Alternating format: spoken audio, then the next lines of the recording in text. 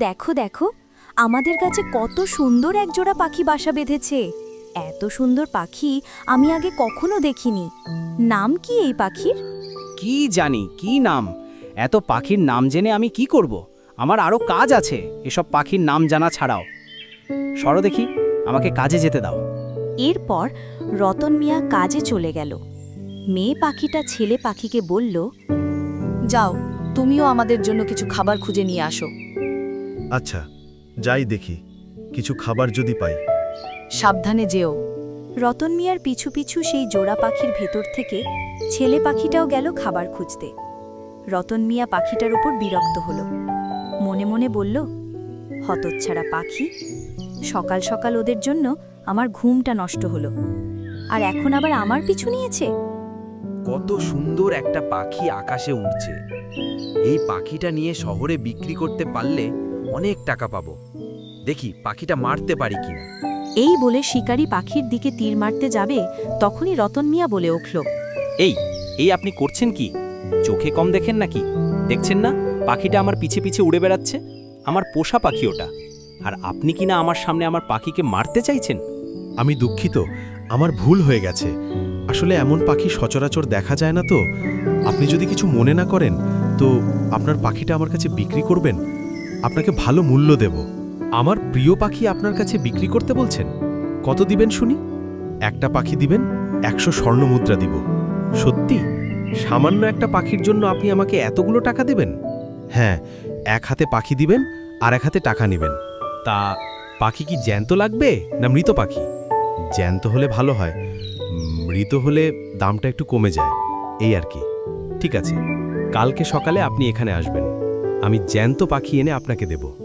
ধন্যবাদ ধন্যবাদ, আমি তাহলে চলি। রতন মিয়া বাড়িতে ফিরে আসলো।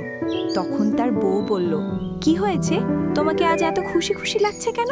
যাওয়ার সময় তো মুখ বেজার করেছিলে, বাড়িতেও ফিরে এলে এত তাড়াতাড়ি। কাজে কি গেছিলে? আরে খুশির খবর আছে, অনেকদিন পর একসাথে বেশ অনেকগুলো টাকা পাবো। আমরা 1 মাস কাজে না গেলেও চলবে। বলো কি, এত টাকা কোথায় পাবো আমরা? আমাদের গাছে যে পাখি দুটোকে দেখছো না, ওরা দেবে টাকা। পাখি আবার টাকা দিতে যাবে কেন? ওদের কি তুমি মানুষ ভেবেছো? দূর, একটা সামান্য কথাও বোঝো না তুমি? ওই পাখি দুটো বিক্রি করলে আমরা অনেক টাকা পাবো। একজন ওই পাখি দুটো নিয়ে অনেক টাকা দিতে রাজি হয়েছে। এত সুন্দর পাখি দুটো বিক্রি করে দেবে? ওই সুন্দর পাখি সারাদিন চোখের সামনে রেখে কোনো লাভ আছে? তার থেকে বিক্রি করে দিলে কয়েকটা দিন নিশ্চিন্তে থাকতে পারবো অন্তত। করো, তোমার যা ইচ্ছে, আমি এসবের মধ্যে নেই। রাতের বেলা রতন মিয়ার বউ ঘুমালে সে চুপি চুপি বাইরে আসে, তারপর গাছে ওঠে পাখি দুটোকে ধরতে যায়। রতন মিয়া যখনই ছেলে পাখিটাকে ধরতে যাবে, তখন মেয়ে পাখিটা বুদ্ধি করে বলল, আমাদের ধরো না, আমাদেরকে ছেড়ে দাও বলছি। তুমি বললেই ছেড়ে দিতে হবে বুঝি? এখন তোমাকেও ধরবো। আমাদের ধরে তোমার কি লাভ? আমরা তোমার কি ক্ষতি করেছি? ক্ষতি করনি বটে, তবে তোমরা এখানে থেকে আমার কোনো লাভও হচ্ছে না। শুধুমাত্র তোমাদেরকে বিক্রি করতে পারলেই আমার লাভ হবে, তাই তোমাদেরকে ধরে নিয়ে যাচ্ছি বিক্রি করার জন্য। আমি যদি তোমাকে এমন একটা বুদ্ধি দেই যাতে তুমি আরো বেশি লাভ করতে পারবে, তখন কি আমাদের ছেড়ে দিবে? কি বুদ্ধি? তুমি যদি এখন আমাদেরকে ধরে বিক্রি করে দাও, তাহলে শুধু আমাদের মূল্য পাবে। কিন্তু তুমি যদি কষ্ট করে আর 2 মাস অপেক্ষা করতে পারো, আমাদের 2 জনের সহ আরো 10টা পাখির মূল্য পাবে। সত্যি? কিন্তু কিভাবে?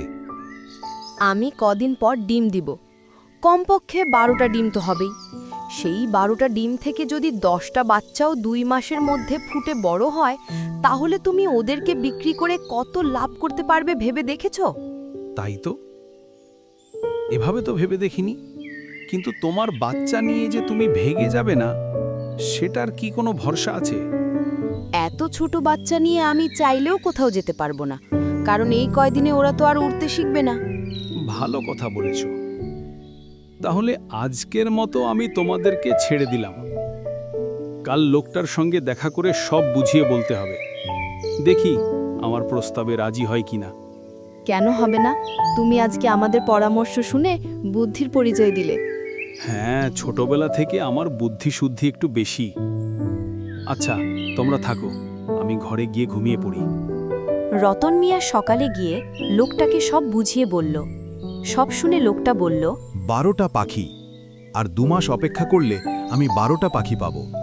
হ্যাঁ, আমার পাখি কয়দিনের মধ্যে ডিম দিবে। একটু অপেক্ষা করলে আমারও লাভ, আপনারও লাভ। ঠিক আছে, আমি আপনার প্রস্তাবে রাজি।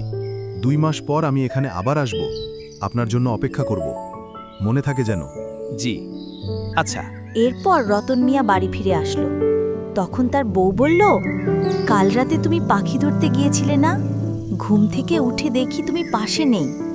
তারপরে দেখলাম তুমি পাখির গাছটার দিকে যাচ্ছ। হ্যাঁ গেছিলাম, কিন্তু হঠাৎ মাথায় একটা বুদ্ধি আসলো। ওদের বাচ্চাগুলো সহ বিক্রি করতে পারলে আরো 10 গুণ টাকা পাবো, তাই আর কি। সত্যি এত টাকা পাবে? এ তো চমৎকার বুদ্ধি।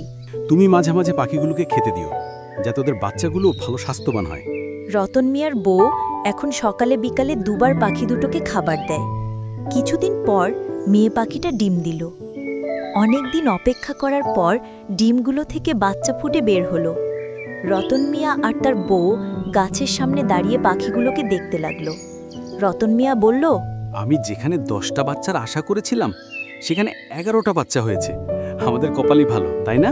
হ্যাঁ, পাখি দুটো আমাদের ভাগ্য কত ভালো করে দিয়েছে, তাই না? আর মাত্র কয়েকটা দিনের অপেক্ষা। বাচ্চাগুলো আরেকটু বড় হলে শুধু টাকা আর টাকা। এসব শুনে ছেলে পাখিটা বলল, আমাদের বাচ্চাগুলো তো বড় হয়ে যাচ্ছে, এবার কিভাবে বাঁচাবে ওদেরকে? তুমি চিন্তা করো না, আমি উপায় বের করে রেখেছি। এমন সুন্দর সুন্দর গল্প পেতে চ্যানেলটি সাবস্ক্রাইব করে আমাদের সাথেই থাকুন।